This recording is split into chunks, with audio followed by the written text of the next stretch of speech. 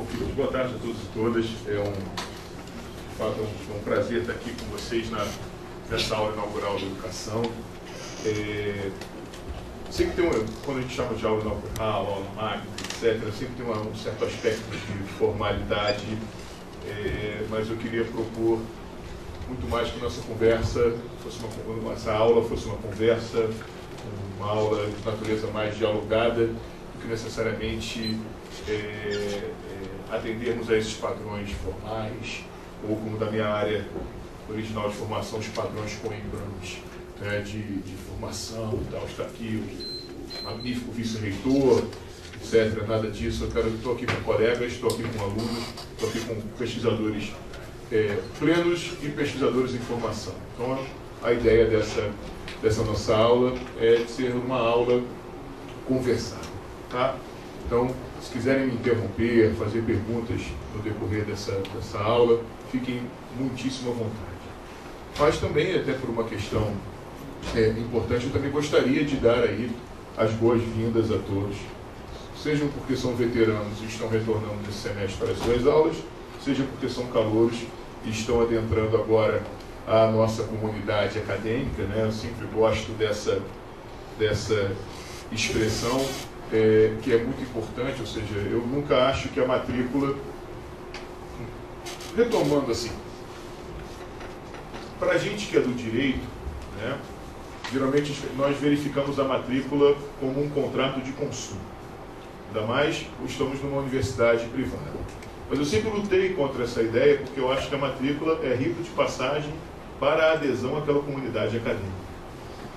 Então, por isso que eu acho que é um momento de adesão à comunidade acadêmica. Vocês querem estar aqui, nós queremos que vocês estejam, né? Estamos aqui aderindo às regras éticas de convivência, aos regulamentos dos cursos, etc. Então, aqui a matrícula é um ato formal de adesão a essa comunidade, de começar a se constituir aqui um certo sentimento de pertencimento.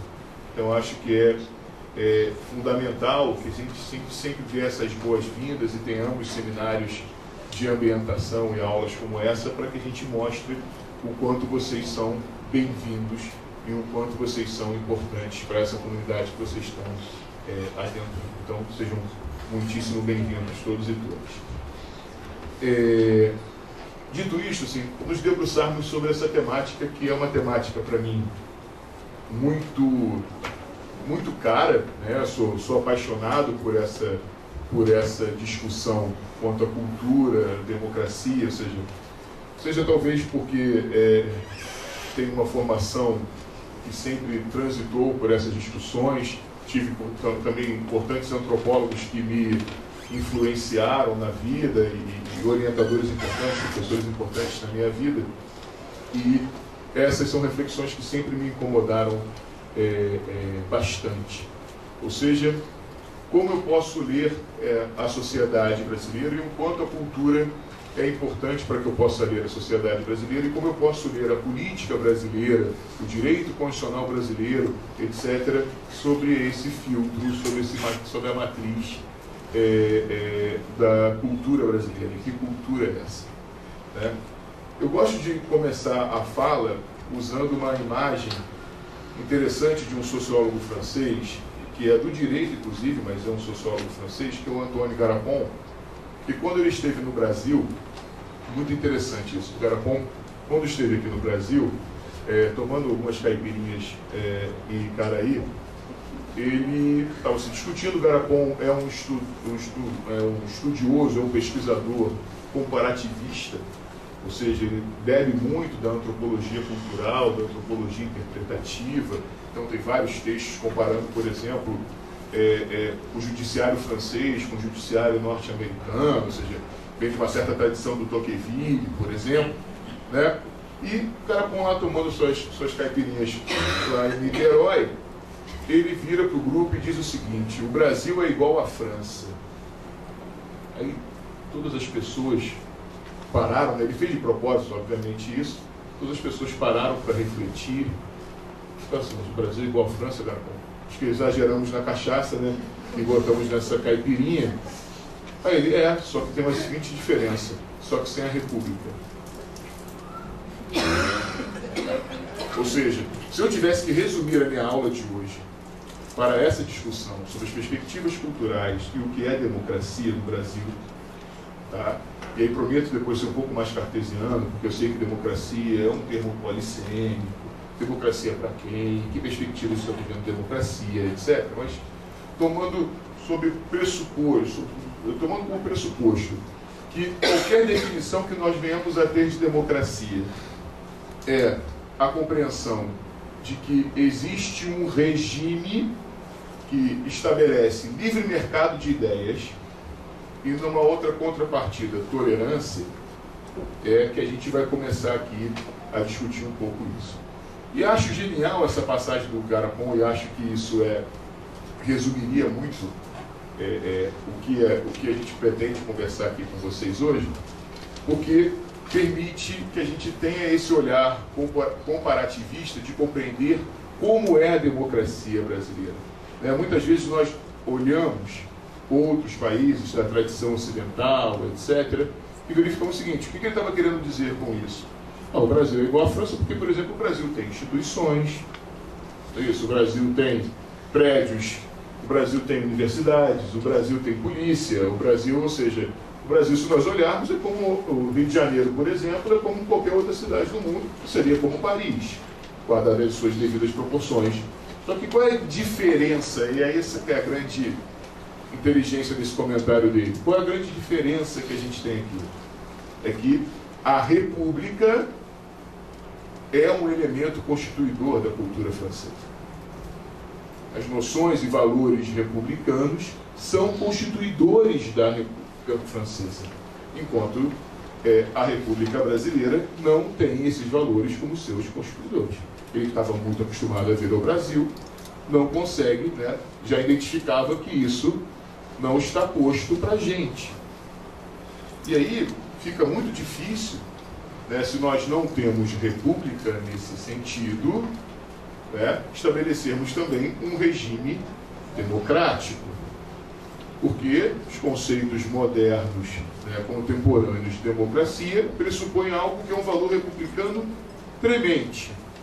Qual é? Qual é o grande ganho da República Francesa? A igualdade jurídica. Não é isso? Todos não somos mais súditos, não teremos mais privilégios, não é isso? Acabaram-se os privilégios, certo? Então, se eu me aproprio, por exemplo, do que diz o professor Roberto Dante de Lima, eu saio de uma sociedade piramidal, estamental, e passo para uma sociedade paralelepípedo, não é isso? Deixo de ser súdito e me torno citoyen, me torno cidadão. Não é isso? Porque todos são iguais na lei e na aplicação da lei. Ou seja, é um pressuposto para que haja república e que, portanto, haja verdadeira democracia, que eu tenha igualdade jurídica. Okay? Seja nesse modelo francês, que é um modelo em que eu estabeleço um standard, eu estabeleço um padrão e todos devem se adequar a esse padrão que está posto na lei. Então, eu costumo brincar com essa imagem, que foi algo que já foi há muito tempo discutido. Então, se a escola pública francesa, todos usam uniforme, não permitirei símbolos religiosos porque o Estado é laico, então se eles estamos ali, não vai usar kippah, não tem crucifixo, perfeito? Não tem chador, não tem nada, todo mundo de uniforme, porque todos são iguais perante a lei e na aplicação da lei com esta padronização, digamos assim. Okay? Por outro lado, temos um outro modelo de igualdade jurídica, que é um modelo chamarei de anglo-saxão. Um modelo que todos somos iguais na diferença. Então, se eu olho a escola pública norte-americana, eu vou vestido como eu quiser. Então, se ela pode se vestir como ela quer, eu me vestirei como eu quero. Claro que eu estou sendo hiperbólico aqui, ok, meus caros? Eu quero ser hiperbólico no sentido de que essas imagens fortes que nós estamos construindo, objetivam criar certos tipos ideais para que a gente possa fazer aí uma descrição e sermos pedagógicos na imagem que queremos passar. Temos esse modelo, então, portanto, que é esse modelo de que todos são iguais na diferença. E se a gente olha o Brasil, nós somos um país em que todos somos iguais perante a lei, mas depende. Ou umas são mais iguais do que outros, ou a gente resgata, não é isso? O grande baiano brasileiro, né, no seu discurso para os moços, em que o que é igualdade jurídica? Ele lá inspirado no Aristóteles. O que é? Alguém aqui na plateia definiria igualdade jurídica para a gente? Fora o pessoal que é do direito, que a gente está mais acostumado a ler esse negócio. O que é igualdade jurídica? Se eu tivesse que definir igualdade, como é que vocês definiriam? Oi, não quero. Pelo mesmo tratamento? Mas vê se, olha só, vou falar a frase do Rui Barbosa e vocês veem se vocês concordam comigo, não é isso? Igualdade jurídica é tratar desigualmente os desiguais na medida em que eles se desigualam. Alguém concorda comigo? Ele está inspirado no Aristóteles, perfeitamente. Mas alguém concorda comigo? Isso é igualdade jurídica? Tratar desigualmente os desiguais na medida em que eles se desigualam. Esse é o brocardo que, se nós perguntarmos a vários brasileiros, esse é o grande brocardo em que nós definimos igualdade jurídica. Nós devemos tratar os desiguais na medida em que eles se desigualam. Tratar igualmente os iguais e tratar desigualmente os desiguais na medida em que eles se desigualam. Meus caros, isso não tem absolutamente nada a ver com igualdade jurídica de tradição francesa ou de tradição anglo-saxã. Porque se eu trato desigualmente desiguais na medida em que eles se desigualam, e vejam, a expressão é desiguais, não é tratar, porque aí nós usamos recursos discursivos, ok? Diferenciadamente os diferentes. E veja, existe uma diferença semântica clara entre diferença e desigualdade. Perfeito? Diferença é reprodutora de igualdade. Okay? Enquanto desigualdade reproduz mais desigualdade. E, portanto, eu estabeleço uma cultura de privilégios. E lembrando, né, sempre os privilégios eles funcionam tanto para cima quanto para baixo. Ao desigualar, eu estabeleci um privilégio para cima e um privilégio para baixo. Okay? Então, isso é uma questão bastante importante, que é uma questão, por exemplo, que marca muitíssimo a cultura brasileira. Ok? Isso marca profundamente a nossa cultura. Por exemplo, existem expressões jurídicas que falam, por exemplo, em desigualdade legítima. Isso é quase um oxímoron, não é isso? Como é que existe desigualdade legítima? Desigualdade, por natureza, é ilegítima no ambiente republicano. Por isso que eu sempre brinco quando eu tive um aluno aqui na graduação da Estácio, um aluno de terceiro período, há muitos anos, eu falando um pouco sobre isso com a turma, porque a gente estava tratando do artigo 5º da Constituição, e logo no caput do artigo 5º da Constituição está lá, né? Todos são iguais perante a lei e na aplicação da lei.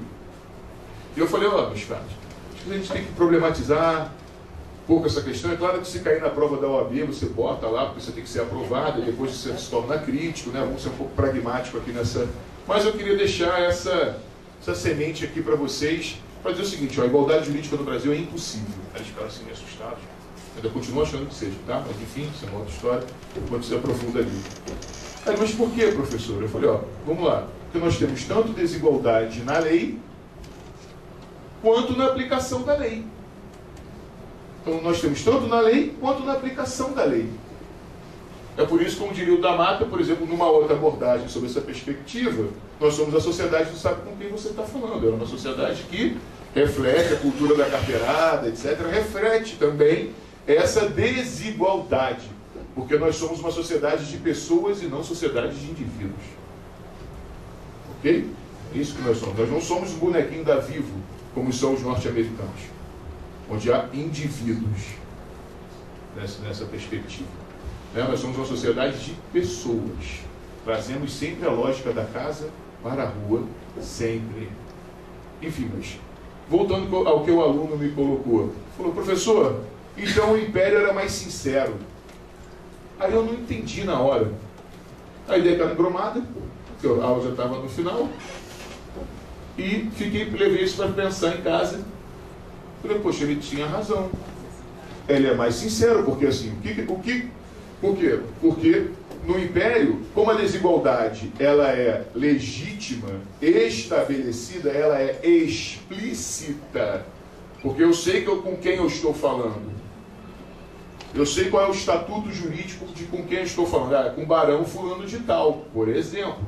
Então eu sei quais são os seus privilégios, quais são os seus direitos particularizados. Então eu sei com quem eu estou falando. Bem, então ele tinha razão, porque ele falou, ó, pensei, levei para casa, pensei, você tem toda a razão no que você disse. O Império era mais sincero.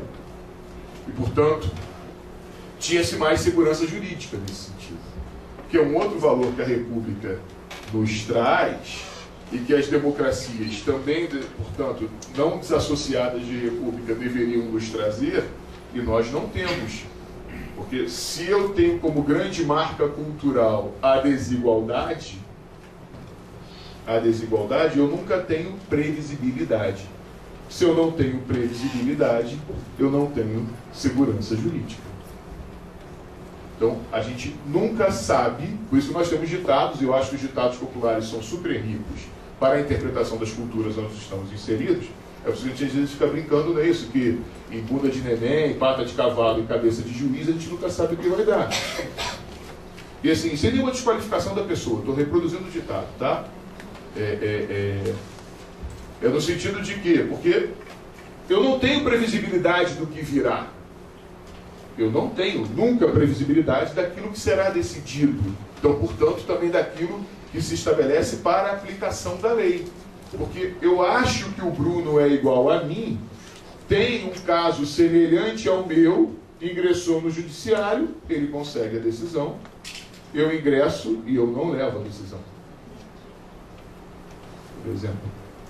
Ou seja, isso demonstra claramente que nós temos tanto desigualdade na lei, quando a gente estabelece uma coisa muito própria, vou usar um exemplo mais comum e depois um outro mais específico.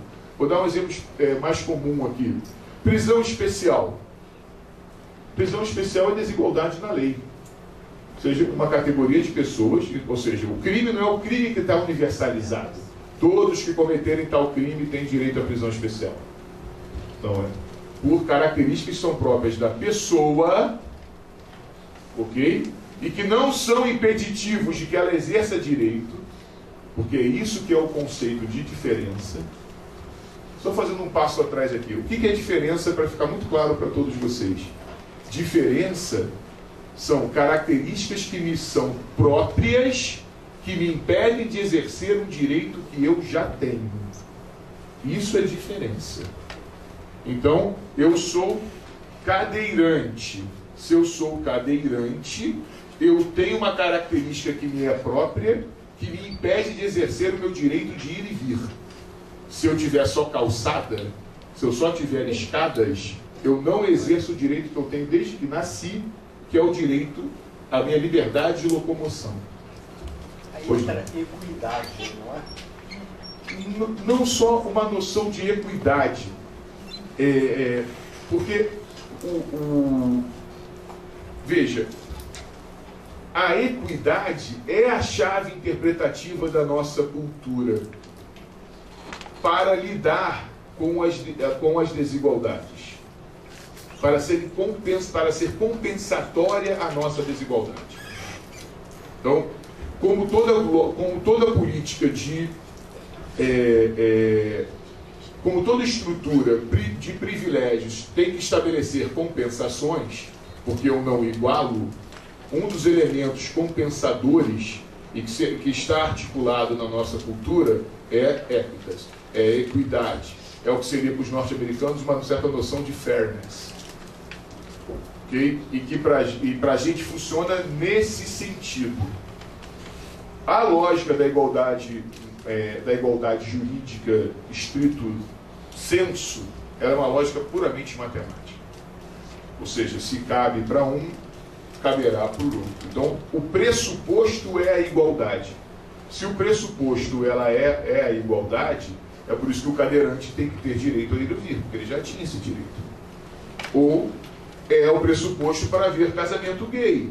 Se eu fosse hétero, ela já podia casar, garantido na lei. Okay? Então isso é tratamento por diferença. Vou tratar diferenciadamente para lhe dar o direito que você já tem. Isso não tem a ver com, por exemplo, a questão do crime da prisão especial. Só porque eu cometo o mesmo crime que você. Claro que não é o caso aqui no nosso exemplo, mas enfim, supondo. Você é analfabeto, eu tenho ensino superior, na prisão temporária eu gozarei de prisão especial e você não. E cometemos o mesmo crime. Pode ser com as mesmas circunstâncias, inclusive. Ok? Com as mesmas circunstâncias, inclusive. Então, essa é uma questão que é bastante... que demonstra, por exemplo, como a lei trata desigualmente as pessoas, não é diferenciadamente. A lei trata desigualmente. Assim como o exemplo que eu ia dar mais técnico, né, uma coisa que eu nunca entendi quando eu estava na graduação de Direito, né, é a possibilidade de efeito interpartes nas decisões e, por exemplo, no controle da constitucionalidade. Então vamos supor, por exemplo, que Inês foi cobrada de determinado tributo, okay? A Fazenda cobrou determinado tributo a Inês, e Inês diz: ô Fazenda, não vou pagar porque eu gozo de imunidade tributária. Sou uma das pessoas que está lá na Constituição, que a Constituição diz, ó, eu não preciso pagar tributo. Ok? Inês ingressa então com a ação e o juiz declara para Inês que, Inês, você tem razão, essa lei que está determinando a cobrança de tributo para você, ela é inconstitucional. Mas eu sou também uma pessoa como a Inês, que gozaria de imunidade tributária. Mas como essa lei não foi declarada inconstitucional para todos, essa lei continua gozando do que nós chamamos de presunção de constitucionalidade para mim. Então eu tenho dois cidadãos em que, para uma cidadã, a lei é inconstitucional. Para outro, a lei é constitucional. É isso. Bem-vindo ao Brasil. Ou seja, isso marca claramente a questão de que nós não temos a igualdade como igualdade jurídica como um valor. E como um valor que pautaria, por exemplo, a nossa democracia e a nossa república. É por isso que o Garapão, quando viu, falou, é igual à França sem a república. Ou seja, nós temos, então, portanto, uma marca muitíssimo forte do antigo regime. E que aqui está estabelecida, então, uma lógica de privilégios. É por isso que eu costumo brincar que todos nós queremos a nossa boca. A gente não quer ser igual. Ok? Os nossos movimentos são sempre... Sim, é o que é pior, exatamente, eu estou de acordo. Eu estou de acordo. Mas assim, mas é isso, mas também nós brigamos quando a gente só diz que só quer a nossa boca, porque essa é a lógica da nossa cultura. Porque como é aonde todo mundo tem que lutar pelo seu privilégio, você tem que lutar pelo seu privilégio também. É isso. O que eu quero dizer é que as nossas chaves interpretativas não são chaves interpretativas de modelo, né, das revoluções liberais burguesas de igualdade formal. Não são. Okay? E isso leva, então, portanto, a uma questão bastante importante dessas permanências que nós temos de antigo regime. Né? De antigo regime. Uma outra permanência também, e vou procurar fazer minha fala um certo mosaico de algumas questões para que a gente possa provocar aqui as discussões ou perguntas, tá? Uma outra permanência que eu também acho que nos atrapalha muitíssimo a se estabelecer uma verdadeira democracia, uma democracia, então, portanto, que permita esses dois grandes pilares que eu estou falando aqui para vocês, que são os pilares do livre mercado de ideias, então, que seria um valor que vai inspirar pluralismo político, pluripartidarismo, liberdade de expressão, liberdade de imprensa, etc. E, ao mesmo tempo, tolerância, que pressupõe, então, portanto, tratamento igualitário, tratamento diferenciado, okay? Respeito a opiniões diversas e coisa e tal. Então, portanto, um certo contramajoritarismo que toda democracia deve pressupor, senão ela é uma ditadura de maioria. Okay? É uma marca também muito presente na nossa cultura jurídico-política, que é o que nós chamamos de lógica do contraditório. Ou seja, nós temos no povo brasileiro, né, uma marca nessa nossa cultura, grande dificuldade de formação de consensos. E no nosso direito, especificamente, isso também é fortíssimo. Nós não somos levados à formação de consensos. E nós adoramos ter divergência. E veja que eu usei a palavra divergência e não usei a palavra dissenso. Okay? O binômio é consenso, dissenso. O que nós temos geralmente no Brasil, em especial no judiciário brasileiro, no direito brasileiro, okay? É o binômio convergência-divergência. Okay? Porque o que é a lógica do contraditório? Essa lógica é uma lógica que vem lá do Code Libet, da escola de Bolonha, que é nas disputas aí da escolástica na escola de Bolonha, em que uma pessoa fala, por exemplo, comentando aqui o corpus iuris civilis do Justiniano. Então, determinado aluno vai ler determinada glosa, e ele vai dar a interpretação dessa glosa. Aí o professor chama o outro, agora você diga qual é a interpretação. E se começa uma disputa que tende a ser uma disputa infinita, okay? Até um desistir e você vai ter lá, fulano venceu. Ou alguém, se fossem os outros colegas, ou fosse o próprio professor, ele dissesse, fulano venceu e você perdeu. Ou seja, eu teria a necessidade de se ter uma autoridade que vai decidir quem ganhou e quem perdeu. Essa é uma marca que vem fortemente no nosso direito e também, e portanto, e eu acho que é importante essa perspectiva do direito, porque todas as relações e a administração dos conflitos sociais passarão necessariamente pelo direito.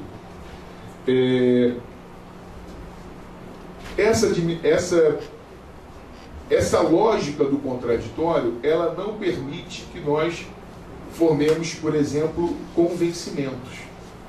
Porque o convencimento é você vencer junto. Eu sou convencido, eu vou ter aqui uma adesão racional, eu tive uma construção legítima para se chegar a determinada questão. Quanto à lógica do contraditório, ela é uma lógica que está baseada fortemente na autoridade. Então é de quem diz que venceu, quem diz que perdeu. Então, por exemplo, é por isso... Vou dar um exemplo. Alguém já teve ação judicial aqui na sua vida como parte? Nesse auditório? Já? Todos entenderam o que o juiz disse? Entenderam o que o juiz disse? Porque muitas vezes acontece assim, não é isso? Cara, eu ganhei. Eu entendi que eu ganhei. Mas por que eu ganhei? Por que eu ganhei? E aí eu não estou nem falando da estrutura discursiva, né, de marcas que são características do discurso jurídico, que muitas vezes pretende mostrar erudição, né, não deseja clareza. Não estou nem falando desse primeiro, digamos assim, de um primeiro nível de análise desse discurso não, tá? Eu estou falando assim, entender que os argumentos que eu usei foram argumentos vencedores. E o que geralmente acontece nessa disputa que a gente chama da lógica do contraditório? Um fala A fala, B fala. Só que geralmente o que A fala não necessariamente tem a ver com o que B fala. E aí A fala outra coisa. Aí B fala outra coisa. E geralmente a autoridade que tem que definir, né, acabar com essa disputa, fala uma terceira. Ok? Ou seja, nós ficamos em certos espaços autorreferentes e não formamos consenso nenhum. Então, se eu não formo consenso, eu também não crio previsibilidade. Porque eu não sei o que ficou decidido na aplicação da lei. É por isso que a lógica do contraditório é uma regra que marca a nossa cultura e que é complementar e que está associada à desigualdade jurídica. Eu também, se eu não formo consensos, eu não tenho previsibilidade do que aquelas coisas significam. Então é por isso que eu digo que a gente tem convergência e não consenso. Por exemplo, muitos de vocês devem ter acompanham, que agora está cada vez mais na mídia, alguns anos cada vez mais na mídia, decisões do Supremo Tribunal Federal. Né? Então, para além de votos de 150 páginas, né, tem umas coisas assim, super, assim, que não são para comunicar mesmo, né? E para além dessas questões,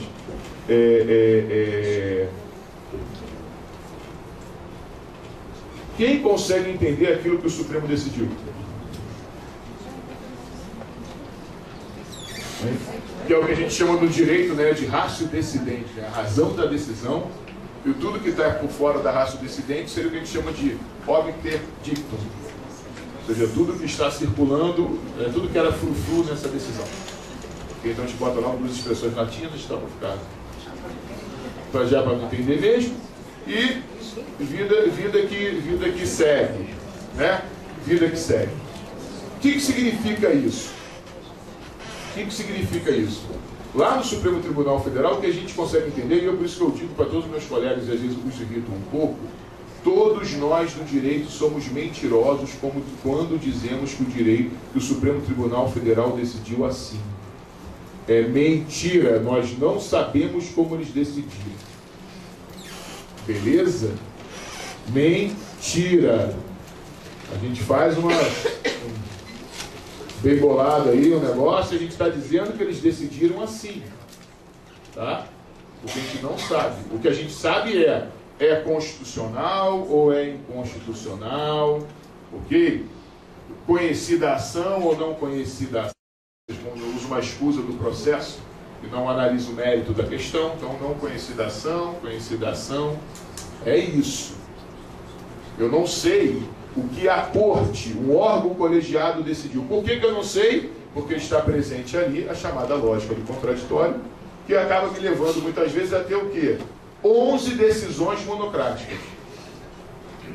Então eu digo que é constitucional porque é azul, a Alzira diz que é constitucional porque é verde, a Inês diz que é constitucional porque é amarelo, a Rita diz que é constitucional porque é roxo. Então todos nós, porque temos que ter o placar, nós convergimos as possibilidades do placar. Agora, qual é a razão da corte? Qual é a decisão colegiada? Nenhum de nós sabe. Porque eu não sei identificar qual é a razão da decisão, quais foram os fundamentos daquela decisão. Ok? Ainda mais com 150 páginas, 200 páginas de voto. Me diz aí como é que eu consigo identificar aquilo. Qual é a técnica que me permite saber o porquê que um disse que é constitucional? Aí você vê na decisão, não, agora vai condenar. Ih, não condenou, parece um jogo de tênis. Não é isso? Você está olhando a bola para um lado, você olha a bola para o outro, ou seja, você não sabe se você sabe no final da decisão que diz é constitucional a prisão, por exemplo, em segunda instância. Ou é inconstitucional a prisão em segunda instância. As razões. Então você tem o quê? A lógica do contraditório, ela reforça convergência e divergência. E, Rafael, então, mas eu olho no dicionário e eu vejo que essas palavras são sinônimas. Sim, mas o que eu quero dizer aqui, como categorias de análise, elas não são sinônimas. Porque dissenso pressupõe escuta. Ok? Então eu ouço o que Mariana está a me dizer e digo, eu discordo da Mariana no item A, ok? por essas razões. Mariana também levantou o item B. Eu discordo por essas razões. Mariana levantou o item C. Discordo. Só temos consenso no item E. Por essas razões, eu também acho que ela tem razão. Então, eu dei voz ao outro, eu escutei o outro, eu contra-argumentei. Isso é dissenso. Ela é uma conversa de surdos. Ela é uma conversa de surdos. E aí essa falta de consenso, ela também é reforço sempre a uma cultura de autoridade. Ela reforça a cultura autoritária que nós temos no Brasil. Por exemplo, no direito, eu fico brincando que nós temos complexo de padre e pastor. Por que nós temos esses complexos? Porque a gente tem mania de batizar a mesma coisa com vários nomes. A gente gosta de, né, a gente gosta de batizar as pessoas. Então, isso aqui chama copo. Mas o Ronaldo, ele pode achar que não é copo, é recipiente. Ok?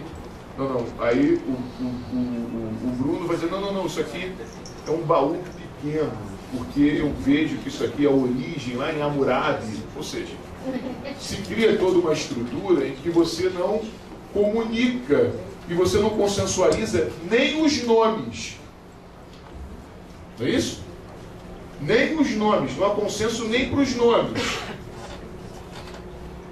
Né? Que eu vou chamar de determinada coisa por esta coisa que nós determinamos. Os nomes servem o quê? Para identificar pessoas e objetos do mundo.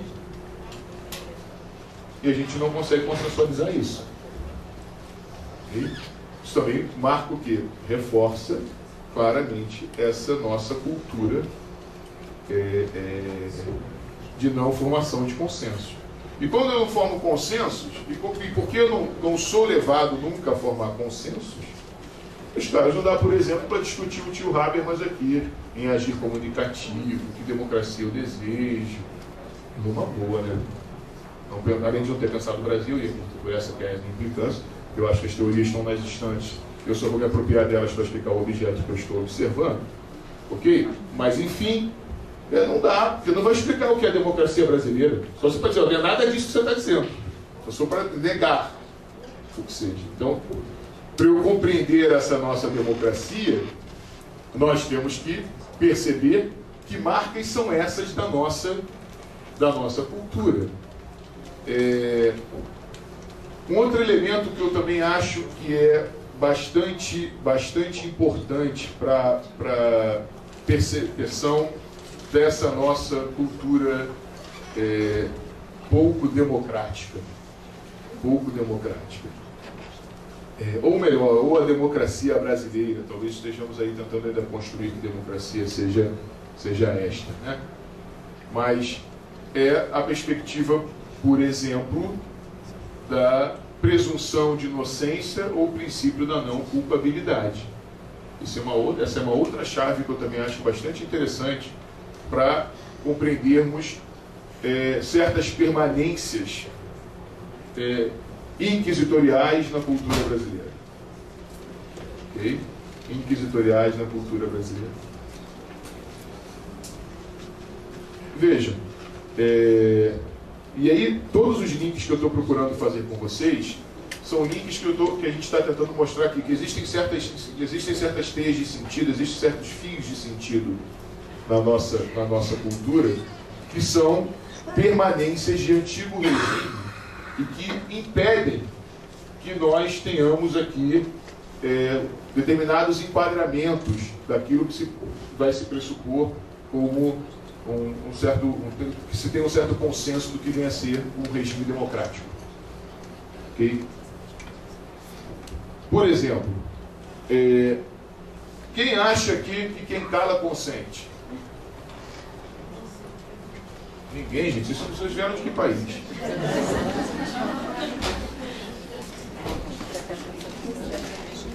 Vocês são todos noruegueses? Quem não deve, não teme. Quem acredita nesse ditado? Num contexto de, por exemplo, se eu digo aqui... Vamos lá, então, sei que está gravando, as pessoas podem ficar um pouco receosas de se manifestarem. Vamos supor que eu acuse, vou falar com amigos para também não cair num constrangimento, que eu acuse o Bruno de ter furtado o meu relógio agora nessa sala. Eu tinha deixado ele aqui em cima da mesa e o meu relógio sumiu. Aí o Bruno levanta e sai. Atire a primeira pedra. O Bruno não falou nada, não simplesmente saiu daqui. Atire a primeira pedra quem não acha que o Bruno pegou meu relógio. Uma pessoa. Não acha que o Bruno? Duas, três. Não, vocês não acham. Ninguém acha isso. Então tá bom. Essa é a primeira plateia que eu vejo isso. O pessoal não está assistindo CSI. Okay? Não quero dizer que é muito óbvio. O que eu quero dizer, assim, não é muito óbvio. O que eu quero mostrar é o seguinte, que os nossos ditados, se eu acuso determinada pessoa de crime e ela não se defende, fala, esquisita, hein? Ficou chamando de bandido, ficou chamando de ladrão, não falou nada, está alegando presunção de inocência, você que produza provas e demonstre que eu fiz isso. Então só se a cultura brasileira. E aí eu vou abrir a garrafa de champanhe agora. Se o Brasil deixou de ser inquisitorial, na boa, acho que foi um excelente ganho republicano e toda a minha fala aqui de hoje não faz o menor sentido mais. Estou desatualizado na minha pesquisa, vou voltar a campo para ver agora qual é essa nova realidade.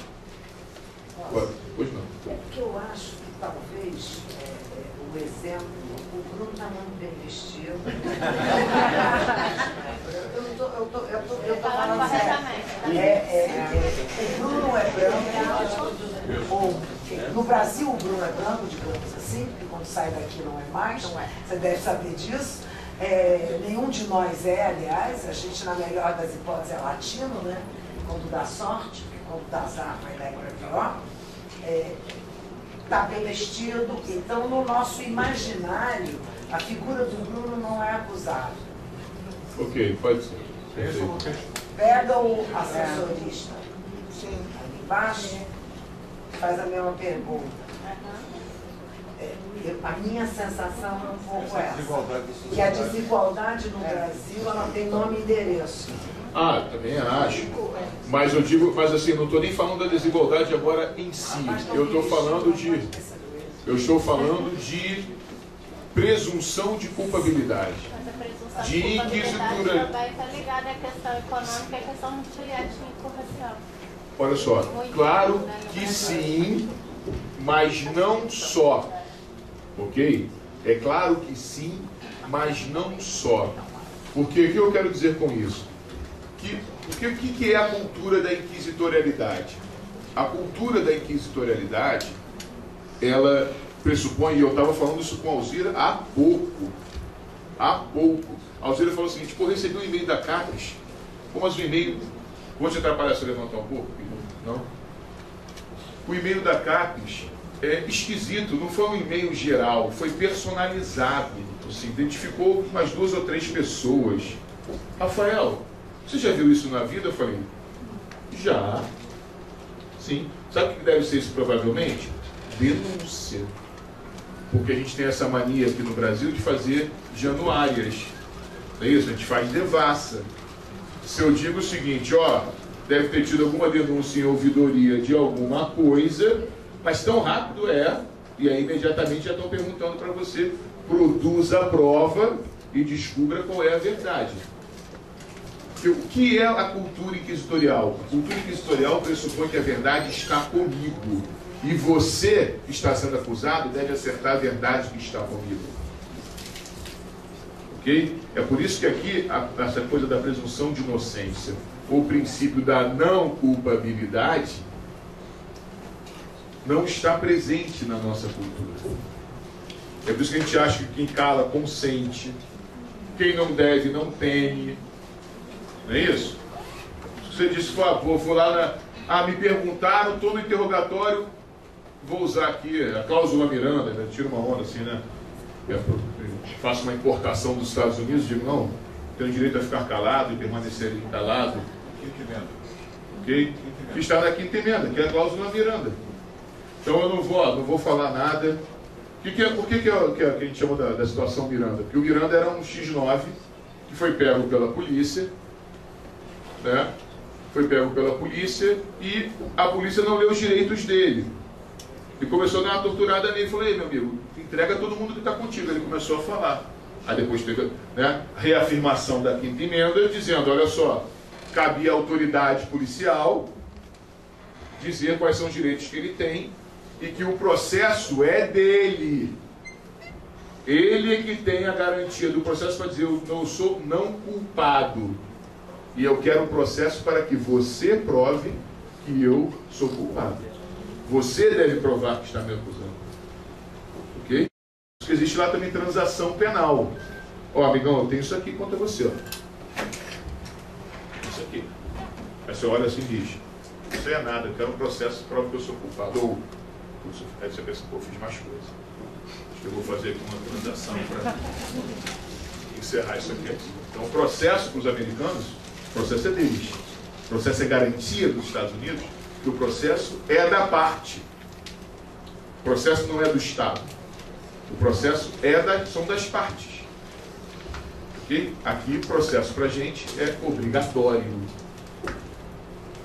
Okay? E você tem que acertar a verdade que está na cabeça do juiz. Do juiz. Se você não acertar essa verdade, ok? E por que essa é a questão mais importante da tradição inquisitorial de Santo Ofício? Por que a confissão era a rainha das provas? Porque assim, confesse, fale a verdade para que você salve sua alma. Seu corpo já está condenado mesmo. Confesse, salve sua alma, né, para que você possa ir para o céu recuperado aí de todos os seus pecados. De todos os seus pecados.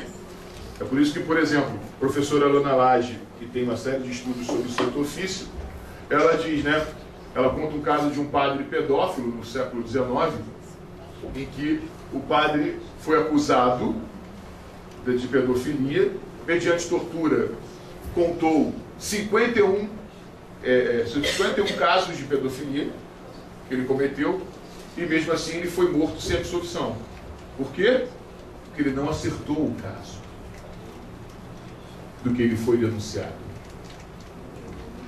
Ok? Sem absolvição, porque ele não acertou a verdade. Então a nossa presunção é sempre uma presunção de culpabilidade, de como se a verdade estivesse com o outro. Então você tem que se defender para dizer qual é a sua verdade. Então a inquisitorialidade do processo é inquisitorialidade também que impede muitíssimo, ok? Modelos de democracia os quais nós estamos aí, que nós imaginamos que deveriam ser os modelos mais adequados. O problema todo é que os modelos não foram pensados para o Brasil. E nós não demos soluções brasileiras. E a gente quer ficar forçando a nossa realidade a essas molduras. Então, que sempre como eu acho que é um recado importante nessa nossa reflexão, e é um recado importante para os alunos sempre também, é que façamos pesquisas e possamos pensar os problemas brasileiros com soluções brasileiras. Ok? É claro que nós podemos e usamos uma série de teorias estrangeiras, mas é o que eu digo, as teorias estão na estante e elas devem servir para me ajudar a explicar aquilo que eu estou observando. Sabendo que muitas vezes esse autor não pensou nos nossos mesmos problemas. É por isso que elas são categorias teóricas. Elas servem a explicar aquilo que nós estamos observando. Então, na ciência política brasileira e no direito brasileiro, é esse o problema. Esse é um dos grandes problemas.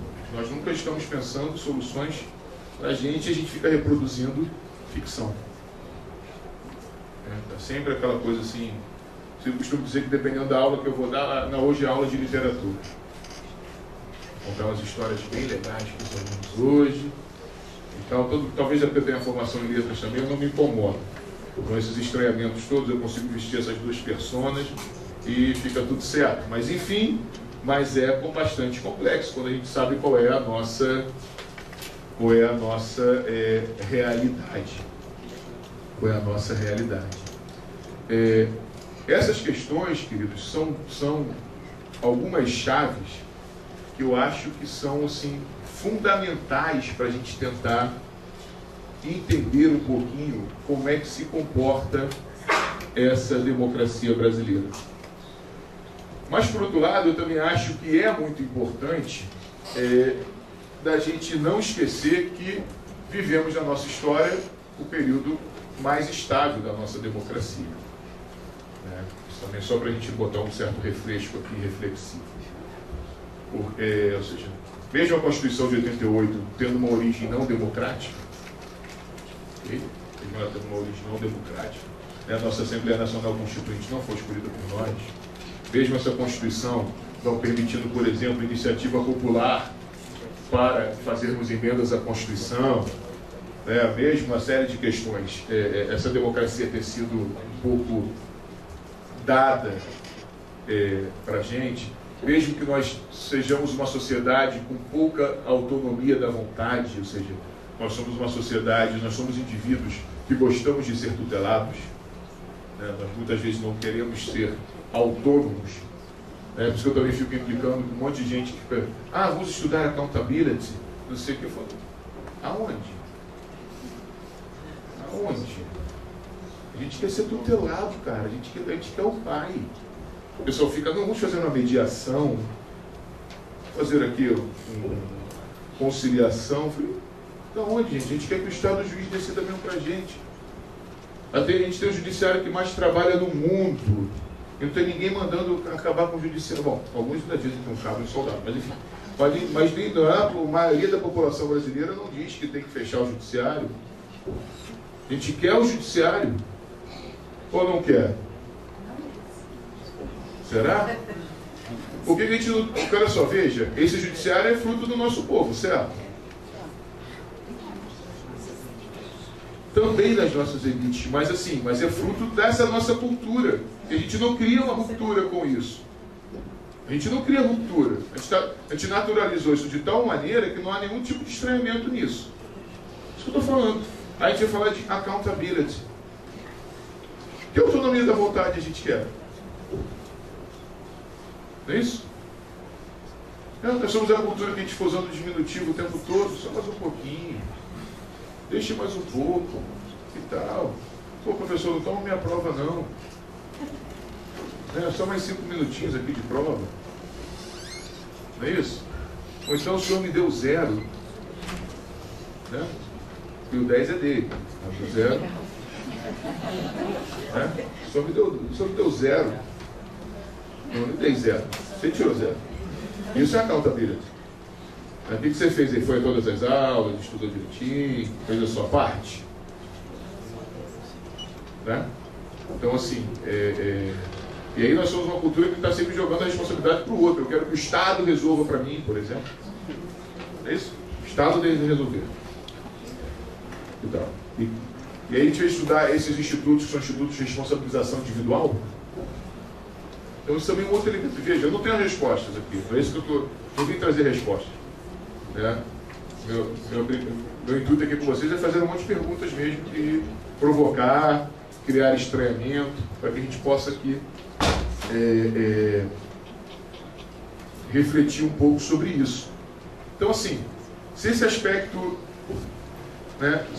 apesar dessa nossa democracia surgida aí em 5 de outubro de 88, ela ter estruturado,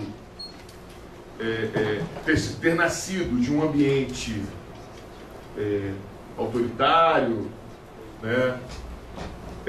ela estabeleceu uma série também de direitos e de instituições que nos permitem refletir sobre ela. Então acho que isso é um ganho importante, E nunca em nenhum período da nossa história nós tivemos um período como esse. Isso também acho que é algo que a gente pode relativizar para pensar qual é o papel da democracia na nossa cultura. Por isso que eu fico implicando com meus amigos da ciência política, eles chamam período da redemocratização. Eu costumo dizer que para mim é período da democratização. E redemocratização para mim pressupõe esse prefixo de que é uma repetição, já teve alguma coisa lá atrás e tal. Eu fico achando que esse é o período da democratização, do estabelecimento das instituições, de um grande período de estabilidade constitucional, mesmo com mais de 103 emendas na Constituição, o texto ainda né? A Constituição ainda é a mesma, não houve alteração de Constituição em 30 anos. Né? Então, direitos como liberdade de expressão, etc., estão lá estabelecidos e continuamos brigando por esses direitos. Então, acho que temos alguns ganhos de natureza sobre esses pilares que nós estávamos colocando aqui do regime democrático, esse livre mercado de ideias, né, que vai levar a pluralismo político, a pluripartidarismo, respeito às diferenças, contra majoritarismo, estão lá colocados no texto e temos um certo parâmetro para contestar e nos articular nesse sentido. Então, por outro lado, não vim aqui só derrubar o conceito do regime democrático no Brasil, mas quero dizer que essa democracia é uma democracia que está em construção, ela é um processo democrático e que ela deve ser, sim, aí é a minha grande crítica, pensada sob as perspectivas da cultura brasileira e problematizada a partir dos elementos que são elementos que marcam a nossa cultura jurídico-política. Né? Não pegarmos aqui uma série de autores estrangeiros, idealizarmos que conceito é esse de democracia e fazer, como alguns autores às vezes querem fazer, de botar a realidade dentro da moldura, né? E não emoldurar a realidade. Né? Então isso é que, para mim, é a grande crítica que eu acho que a gente tem que fazer, pensar, né? Por exemplo, nessa perspectiva, quando a gente olha o judiciário, em que a gente se articula e diz, não, a gente tem que ter consenso, a gente tem que ter, a gente tem que ter acordo, a gente tem que ter mediação e tal. Aí você pergunta, você então quer mediação porque você quer reforçar a autonomia das pessoas, que elas possam compor os seus conflitos? Não, qual é a verdade disso? O judiciário tem um acervo gigantesco, ok? Está saindo o processo pelo ladrão, agora não mais que os processos são eletrônicos, então aquela pilha de papel desapareceu e está toda dentro do computador, né? E não sabe o que fazer com isso, como administrar acervo. Aí vem o CNJ e diz, vamos lá, vamos tentar conciliar, porque é menos processo. Então veja, as razões das importações, né, a razão das importações, não são razões de natureza que reforçariam valores de natureza democrática, mas sim por outras naturezas, por outras razões. Então é esse tipo de reflexão que eu acho que é importante que a gente estabeleça. Tá? Queridos, essas são as ideias gerais que eu queria aqui conversar um pouco com vocês e estou aberto aqui às perguntas, para que ninguém seja passei ou não passei da hora e tal, enfim. Mas eu queria que a gente pudesse também talvez responder perguntas, debater um pouco aqui essas questões. Tá bom? Muito obrigado.